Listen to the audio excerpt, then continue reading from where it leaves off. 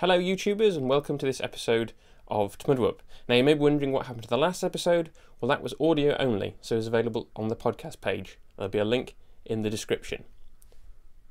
This is the first of 2 episodes from Whooverville, featuring interviews with stars of the show. First up is Louise Jameson. Enjoy.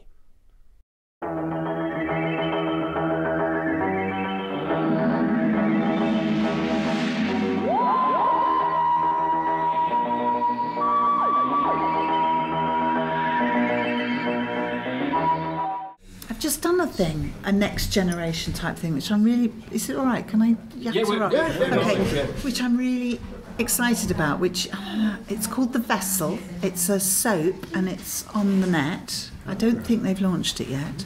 And it's all one take, and each episode's about 6 minutes long. One take?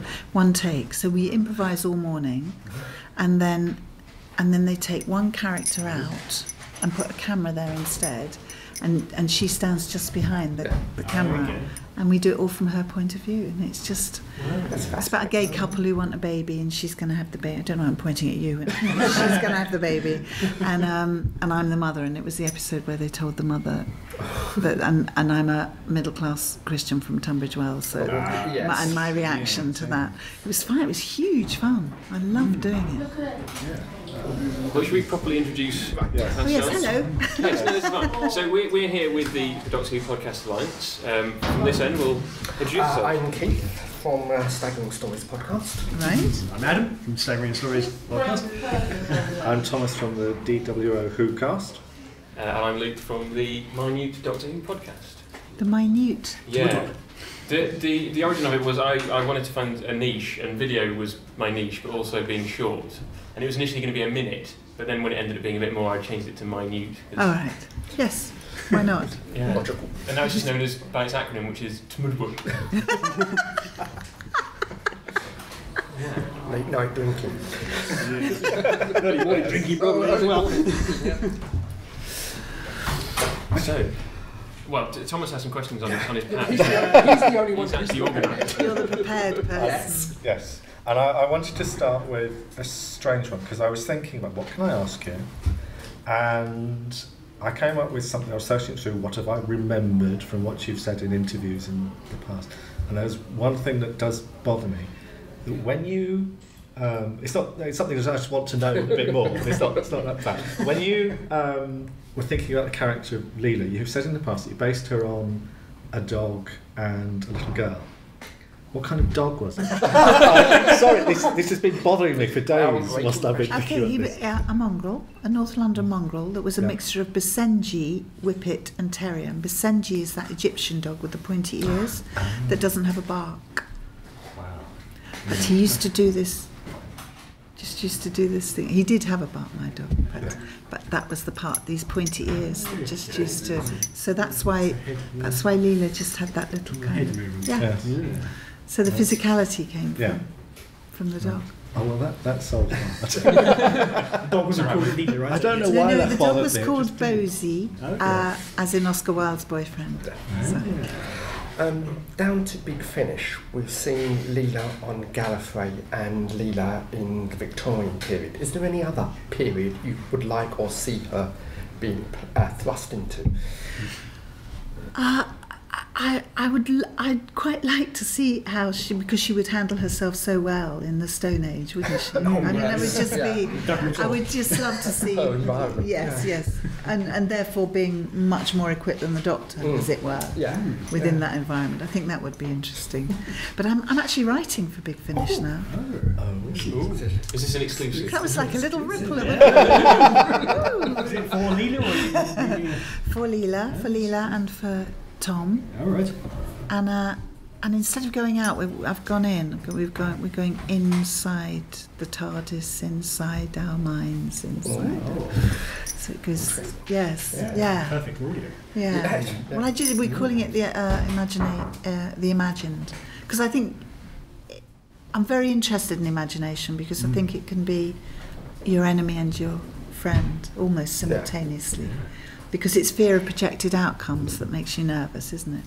But also the laws of attraction, if you imagine yourself being very successful, very fit, very it's far more likely to happen. That's where it starts. Yes, yeah.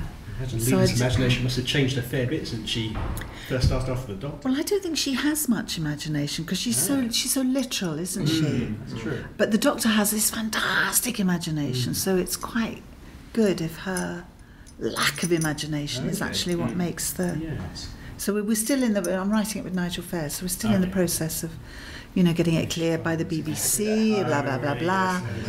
Yeah. Yes. There's a bit of me that's slightly frightened that someone's going to take the idea. Do you know that? You shouldn't have mentioned it. Yes. We can edit that bit out. But when you put in something to be cleared by the BBC, you just think, is that idea just now going to disappear into the ether somewhere? It happens in Hollywood, doesn't it? You get these films that come out at the same time, which have the same basic premise. You can only imagine it's because it's been shopped around a bit. And, somebody's borrowed. Well, I have two friends. I'm going back to the 70s, it might be the early 80s. One who wrote a series set about North Sea oil. I can't remember what it was called. I remember. Yeah, and they even lifted chunks of his dialogue. Really? Yeah, and the other was Rock Follies. Yes. Was originally a group called Rock Bottom, and they ended up taking Granada to court and winning. But it's, they take this idea, go, no, sorry, can't do it, and then it's done. You just think... Yeah. And the BBC works at glacial speed as well. It takes forever. Yeah. But you do also have people like Stephen Moffat saying, if anybody sends me a script, I can't open it. Because he's like, if I open it and I read your idea and then I steal it, he's very clear about the fact that he doesn't read fan submissions. He tries to keep himself away from that, just so that he can't plagiarise. Yeah. Yes, because he may come up with the same idea independently. Yeah. The moment he's known to have read that script, then And there's no such thing as original thought, is there? There's supposed to be 7 stories. 7 stories we can tell. And even then, you read something, you don't necessarily think of it when you're writing your own thing, but it might have worked its way in there. Let's go back to Leela on TV. I recently rewatched possibly my favourite of your stories, Horror of Fang Rock. And it works really well, I think partly because Leela is just such a fish out of water in that story. Well, the Doctor is as well, but they just come in from the outside and they're just completely... they don't get the etiquette of the time, or you get this in Talons as well. Did you enjoy kind of playing that? It was a very odd episode for me, Horror of Fang Rock. Yeah. It's one that arrived in a hurry because we were supposed to be, you must know all this, supposed to be doing something about vampires and the BBC pulled it, Yeah. So I was told it was a script that had been written for Liz, and in fact there was on the script Leela screams, Leela twists her ankle, I don't know, and I was going, no, this is a different, so I had to kind of fight to hold on to the bravery. I wanted to wear a huge jumper, that just, why suddenly is there a jumper that fits a woman and a belt that just fits the thing? I should have been in men's clothes, so I wanted all that. Tom and I were in an odd place at that time. We had the first female director ever, Paddy, and we'd gone up to Birmingham to shoot it, which is always good for a company to go away and be, seriously involved, so you're not all going off to your domestic whatever. At the end of the day, you become much more of a family. Yeah. And I really, it's no secret Tom and we get on brilliantly now. I have to make that absolutely clear. I'm hugely fond of him. I never thought I'd be saying that.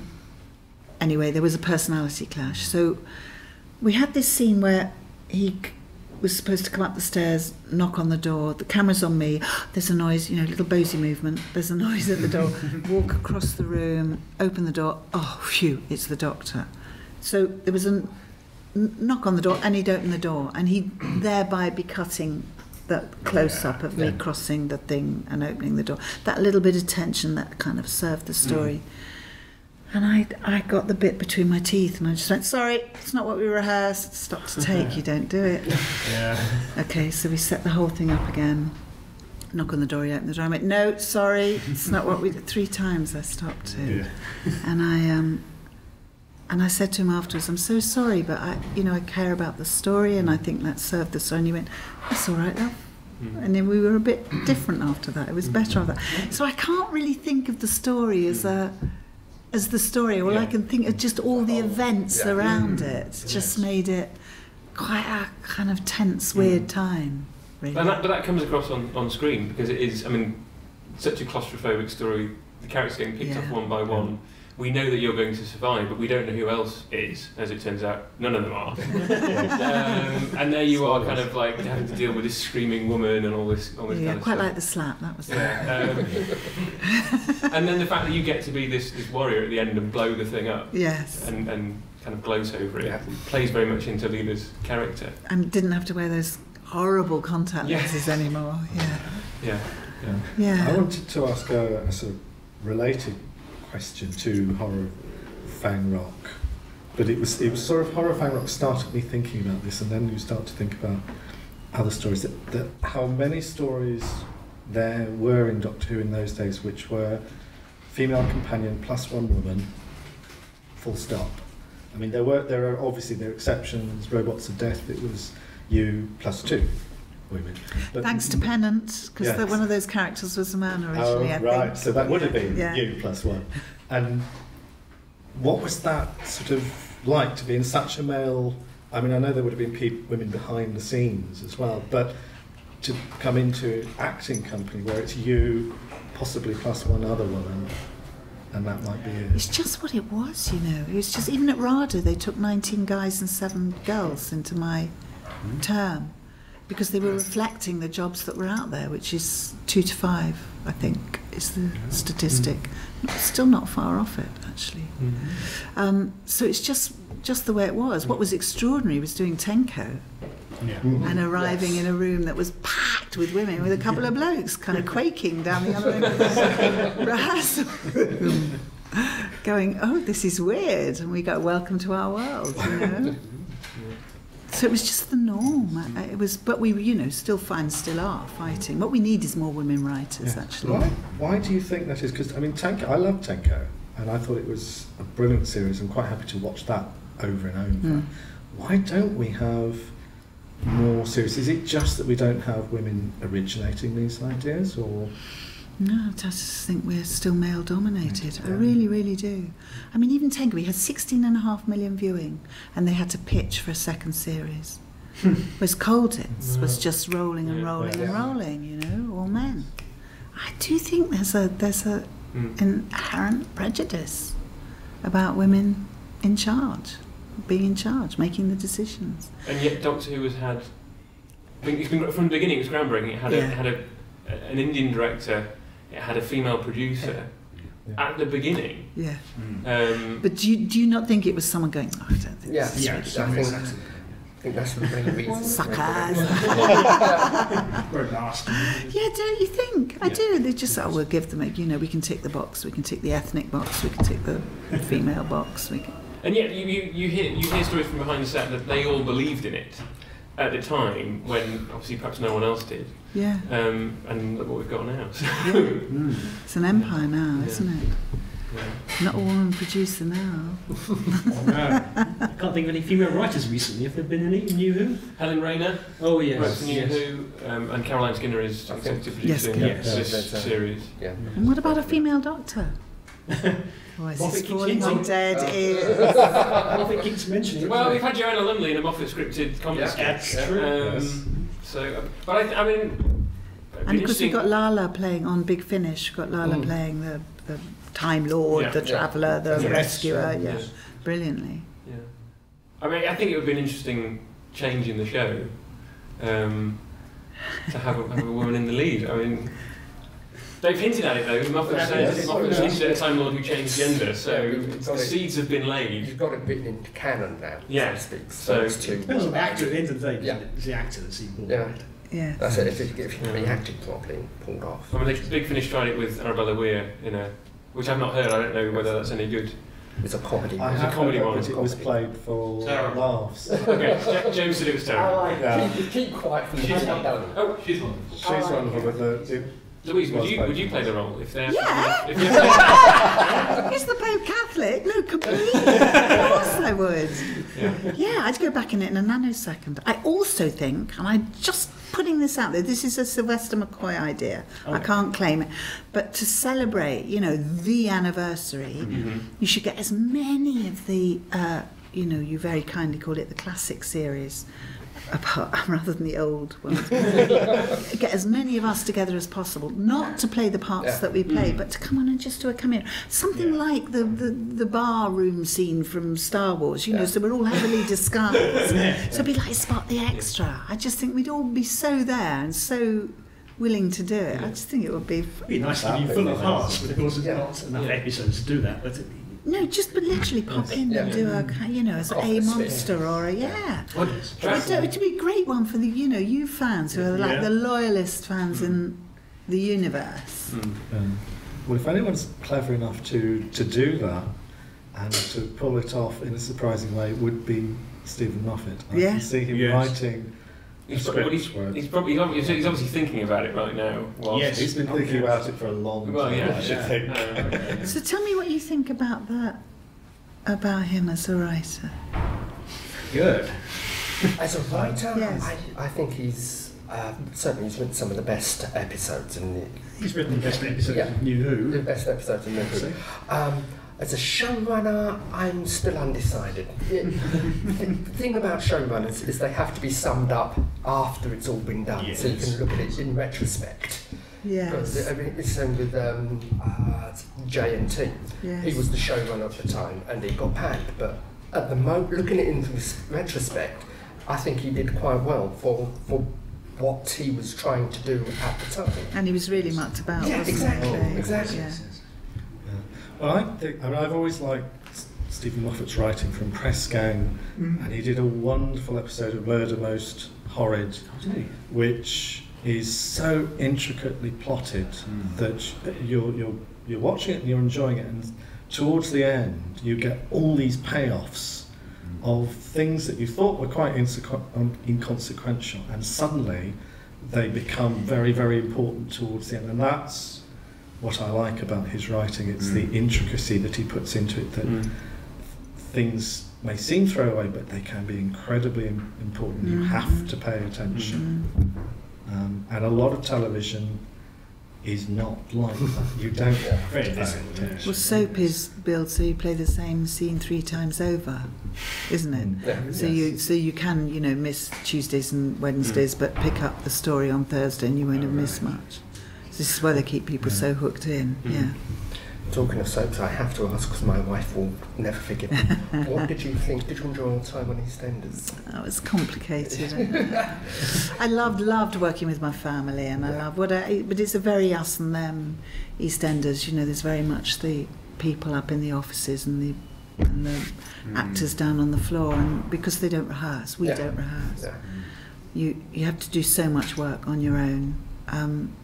I don't think the craft is given the respect that it's due, and I think it's false economy. If they could just step back, just take one day for rehearsal, they would, and you'd sail through those studio days.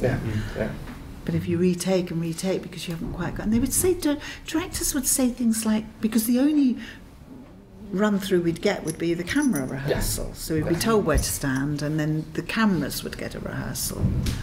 So I would try things out, just kind of quietly or loudly or whatever, but hitting my marks. And the directors would say things like, "Oh no, save it for the take." Like I can't do it more than once. What do they think we do in theatre?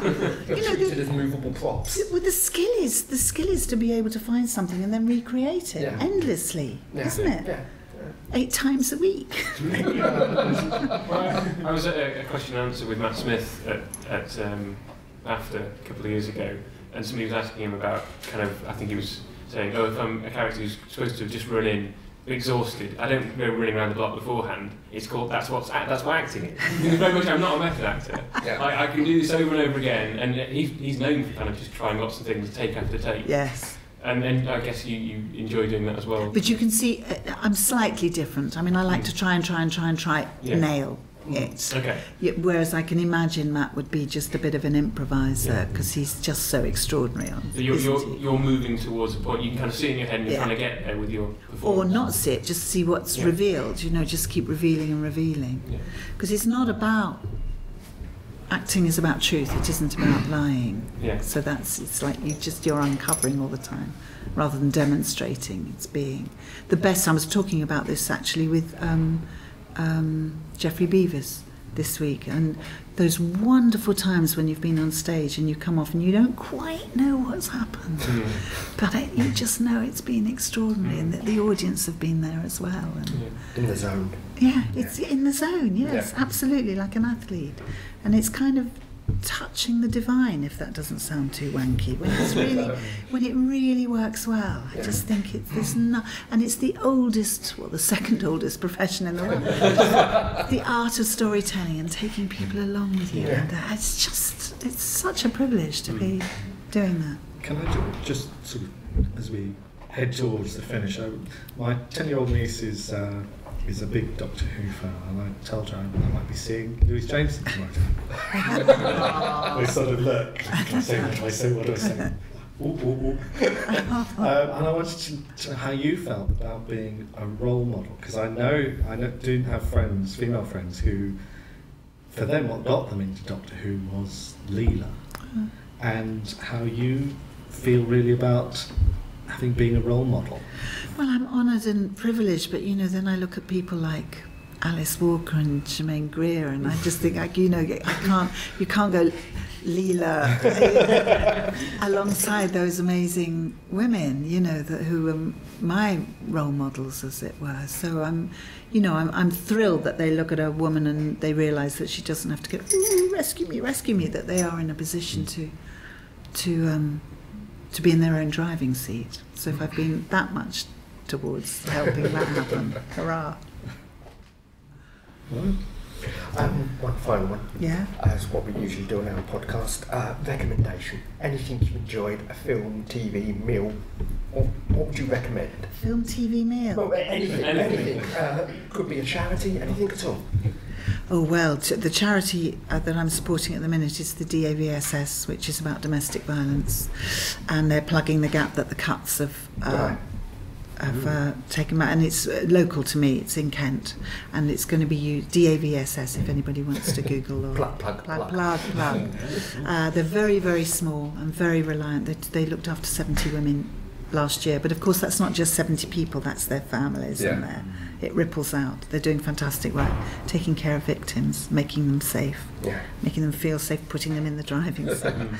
So that would be the charity. A meal. Oh, I wish I'd known before I came here. It's the whole bunch, just off the top of your head. Okay. I just started to watch, I know, Modern Family. Oh, yes. Oh my, do you know, I have never laughed. So I just think it's brilliant. Do you not, you don't know? I've heard of that one, yeah. Okay, put it on the list, put it on the wish list. That's my recommendation, absolutely brilliant series. Thank you very much, Louise Jameson. Thank you. Thank you. Pleasure, treasures. Well, that was Louise Jameson. Very much enjoyable interview. Don't forget to check out the podcast page for audio-only episodes, and I'll see you soon.